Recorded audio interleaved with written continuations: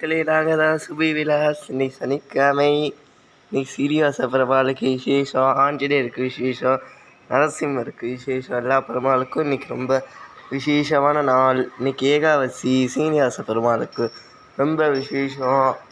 இன்னைக்கு அழகாக ராஜலங்காது சீனிவாச பெருமாளுக்கு அழகாக இன்னைக்கு அவ்வளோ அழகாக சனிக்கிழமை எங்கள் பக்தி விட்டாக்கா அவ்வளோ அழகாக கோலம் போட்டிருக்காங்க. இன்னைக்கு சீனிவாச பெருமாள் அழகாக போட்டிருக்காங்க கோலத்தை. இன்னைக்கு சனிக்கிழமை அவ்வளோதான் படி மாறி கோலம் போட்டிருக்காங்க. எல்லோரும் கோலம் போடு.